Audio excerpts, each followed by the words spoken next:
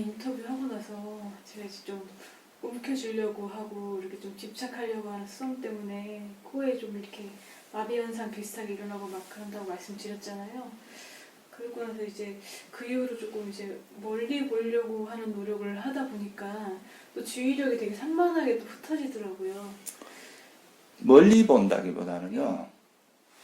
그러니까 보살님은 자꾸 이제 그 대상 쪽으로 이제 그거를 문제를 찾는 건데, 우리가 호흡을 잊지 않는다는 거는 뭐냐 하면은, 호흡을 이제 기억한다는 뜻이거든요. 그러니까 호흡 하나만 우리가 마음을 기울이면, 대상을 그냥 하나만 잡고 있으면 다른 마음이 여기에 가게 되면 다른 데 안 가게 되잖아요. 그게 집중이거든요. 무슨 말인지 알겠어요? 그러니까 억지로 여기 어느 대상에 집중하는 게 아니라, 그래서 이게 호흡이 어디에 있고 이런 건 그래 중요하지 않아요. 일단 들어가는 그 숨이 대상이라는 거죠. 그죠? 그러니까 그 숨을 아는 마음만, 그것만 아는 마음만 지속되면 되는 거예요. 그러니까 뭐 들어가면 있다 그냥 숨이 있네 이런 정도만 알고. 그러니까 숨도 현재 있는 대상이란 말이죠. 그죠? 숨도 공기잖아요. 그것도 물질의 형태란 말이에요. 이게 들어가고 나가는 건 있는데 우리가 그냥 이거를 숨으로 인식을 하는 거죠. 내가 손을 이렇게 움직이는데, 그죠? 그럼 이걸 그냥 뭐 손에 뭐 손금이 움직인다 이렇게 자세하게 볼 수도 있지만 그냥 손이 들어가고 손이 나온다 이렇게 볼 수 있잖아요. 그러면 참 숨이 들어가고 나가는 것도 분명히 무슨 물질의 변화가 있는데 그걸 그냥 들어가면 덜숨으로만 이해하고 나가는 건 날숨으로만 이해하면서 단순하게 이 숨이 들어가고 나가는 걸 이렇게 알다 보면 그 대상이 숨이라는 그 하나로 이렇게 단순해지고 거기에만 그것만 아는 마음만 있으면 이게 집중 상태라는 거예요. 집중이라는 게 특별히 뭔가 막 이렇게 쪼으려고 하는 그런 게 아니라. 대신 뭐 딴 데로 마음이 안 가고 그냥 그것만 아는 상태가 그쵸? 그냥 집중이. 그러니까 들숨 날숨만 사띠해라. 사띠라는 게 기억하는 거거든. 기억이라는 게 뭐예요? 우리 마음에서 기억한다는 어떤 대상을 붙드는 거거든요. 제가 그래서 약간 하다 보면 약간 뭐라 본능적으로라고 해야 되나? 뭐 이렇게 어떤 형태로 유지하려고 하고 어느 지점을 이렇게 고정시키려고 하는 습성을 자꾸 있더라고요. 그렇게 할 필요가 없다니까. 그렇게 하니까 긴장이 자꾸 되는 거예요. 긴장도 되고 저쪽 지점을 찾아가지고 거기서 보고 막 그러니까 그런 코끝이나 막 이런 쪽으로 되게 강조를 하는데 처음부터 그렇게 하면 대체로 긴장되기가 쉬워요. 사람들이. 상기도 되고. 근데 원리를 이해하는 게 중요하거든요. 삼매라고 하는 원리가 그러니까 우리 마음에서 우리가 이제 어떤 적당한 대상을 하나 잡고 그 대상에만 마음을 계속 이렇게 기울이고 있으면 우리 마음은 하나의 대상밖에 취하지 못해요. 그러니까 내가 호흡이라고 덜숨 날숨이라고 하는 대상에만 마음이 가 있으면 이 힘만 있으면 다른 대상은 여기 들어오지 못하니까 다른 대상이 사라지는 거죠. 실제 사라지는 게 아니라 인식이 안 된다. 이게 정확히 말하면. 다른 대상은. 그러니까 여기에만 마음이 가 있도록 하는 그 훈련을 하는 거니까 결국은 뭐 괜히 너무 막 이렇게 쪼을 필요도 없고 이 대상을 잊지 않을 정도의 긴장감만 가지고 있으면 되거든요.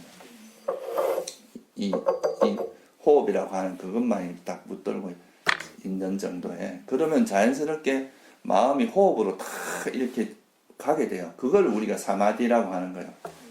사마디가 원어 뜻을 보면은 이제 뭐냐 하면 함께 두다라는 뜻이에요.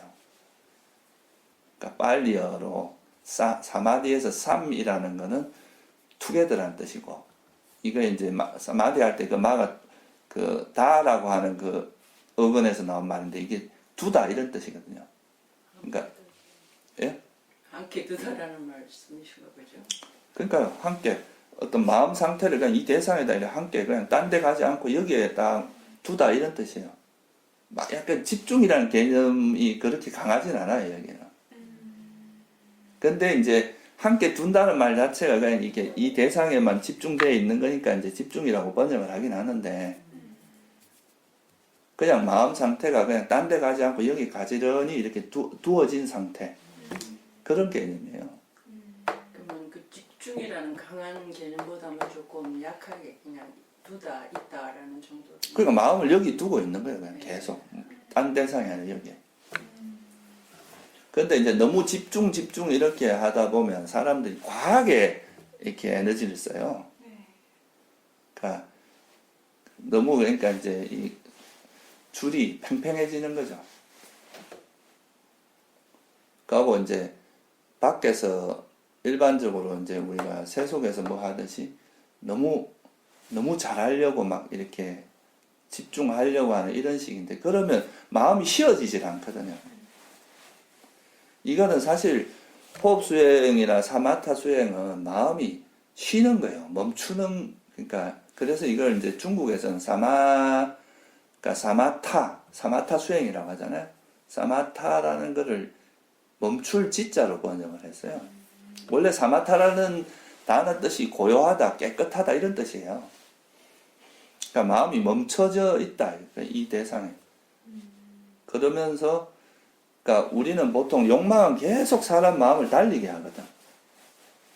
그죠? 이거 해야 돼, 저거 해야 돼, 목표를 이루어야 돼. 이러면서 계속 달리게 하는데 이거는 그냥 내가 뭘 하려고 하는 뭔가 욕망을 통해서 막 쫓아다니던 이 마음을 멈추고 그냥 이 하나의 대상에 있으면서 좀 정신적으로 쉬면서도 그러니까 우리가 보통 멍 때리는 쪽으로 가는 그거는 정신적으로 흐릿해지면서 완전히 이렇게 멍청해지면서 쉬는 거거든요. 그런 거는 지혜가 없게 만들어요. 근데 이거는 정신적으로는 약간 이제 적당한 수준에서 깨어 있는데 그러면서도 쉬는 거예요. 그러니까 이게 이제 리프레시가 되죠. 이 상태에서 마음이. 근데 이제 사람들은 호흡을 할 때도 계속 긴장을 하면서 수행을 하려고 하는 경향이 있거든요. 그러니까 재미가 없는 거예요, 이게. 계속 힘든 일이 되고. 그러니까 프레임을 바꾼다고 생각하면 돼. 세속처럼 막 달려가는 그런 프레임이 아니라 이거는 그냥 호흡이라고 하는 이거에다가 그냥 마음을 자연스럽게 놓고 그러니까 이제 여기서 막 계속 뭔가 달리려고 하는 이 마음을 자꾸 이렇게 쉬게 만들어요. 이거를 이제 길들이는 거죠. 그러면서 그냥 자연스럽게 여기 그러니까 마치 이런 거 비슷한 거야. 이제 여기다가 말뚝을 이렇게 박아 넣는데 이 말뚝이 너무 이제 이렇게 밧줄을 매놓는데 이 밧줄이 딱 제한돼 있으면 되게 깝깝하잖아요. 그죠? 근데 이거를 조금 느슨하게 이렇게 걔도 그냥 이렇게 줄을 딱 돼 있으면은 이제 되게 그렇지만 줄이 요즘 이렇게 가면 이렇게 쭉 늘어나는 줄 같은 거 있잖아요. 그런 것처럼 이게 약간 이렇게 멀리 가더라도 크게 너무 이렇게 막 그거 하지 않고 가서 다시 돌아오면 되거든. 이렇게 하다 보면 나중에는 이게 막 이제 막 날뛰던 이 마음이 아이고 딴이 봐야 별 것도 없네 그러면서 여기 가만히 있게 돼.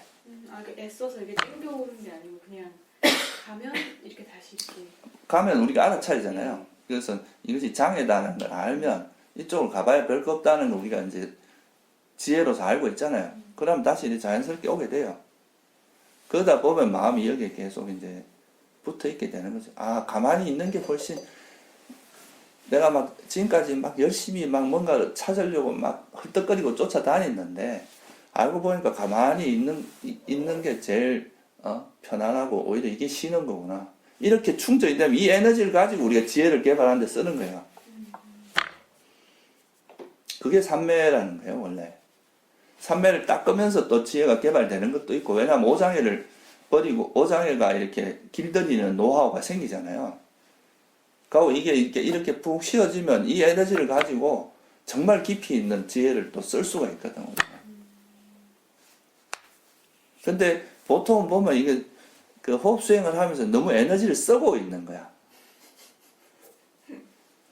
그냥 이렇게, 그냥 요 호흡하고 가만히 이렇게 같이 편안하게 있으면 되는데 막 일하고 있는 거예요. 그러니까 에너지가 이제 쓸데없는데 너무 많이 소모가 되는 거죠. 그러니까 이 수행은 일종의 그 사마타도 그렇고 위파사나도 그렇고 이게 프레임의 전환이 되게 중요해요. 견해의 전환. 욕망을 쫓아가는 프레임에서 첫째는 이 삼매라는 게 우리가 이제 번뇌도 극복하는 단계가 있는데 처음에 제일 초보자 때 이제 사람들이 행복으로 착각하는 제일 대표적인 게 욕망을 충족하는 거거든요. 그 감각적 욕망의 노예가 되는 이게 이제 제일 큰데 이거를 버리라 하면은 사람들이 아니 그것도 안 하고 내가 무슨 재미로 사나 이렇게 이야기할 수 있거든. 근데 이걸 하다 보면 욕망 뭔가 내가 막 밖으로 영화를 보러 다니고 막 뭘 보러 다니고 이래갖고 즐거움도 있는가 하면 저는 사실 나가는 거 별로 안 좋아하거든요. 그냥 가만히 있어도 이게 오히려 더 편안하고 행복하다는 걸 알아. 그럼 나가라 해도 꼭 필요하지 않으면 귀찮아서 안 나가. 나가봐야 별거 없다는 걸 아니까. 그러니까 프레임이 바뀌는 거 이거 자체가 행복이라는 걸 아는 거죠. 그러면 이제 이제 밖으로 자꾸 나가는 거를 멈추고 마음 안에 행복을 찾는 거예요. 예를 들어서 이런 비유를 할 수 있죠. 내가 누구를 만나갖고 영화를 보고 이래갖고 행복이 일어나는데 요 과정을 빼고 난 그냥 여기서 가만히 있으면서 그 행복이 일어난다고 구태여 나갈 일이 없잖아요. 이 조건을 구태여 가질 필요가 없잖아요. 그러니까 보통 욕망은 대상에 의지를 많이 해요. 원하는 대상을 얻어야 되니까. 근데 이 삼매나 이런 호흡 수행 같은 경우는 대상은 그냥 호흡이라는 방편이고 그냥 그냥 요것만 붙들고 아무것도 안 하고 있는데 얻는 것도 없어. 그런데도 행복해지는 거거든요. 그러니까 프레임이 완전 바뀐다니까. 그러면 이제 이 행복을 가지고 이 벗어남의 행복이 바탕이 되니까, 삼매의 행복이 바탕이 되니까 수행을 재미있게 하는 거예요. 그러니까 이 부처님이 이제 만든 그 중도의 프레임이거든요, 이게. 행복을 기반으로 해서 그러니까 감각적 욕망의 행복을 대체하는 행복이 있어야 힘 안 들이고 수행을 하는 거예요. 덜 힘들게. 수행하는 길 자체가 고행이면은 웬만한 인내력이 없는 사람은 중도 다 포기를 하거든. 뭔 말인지 알겠어요?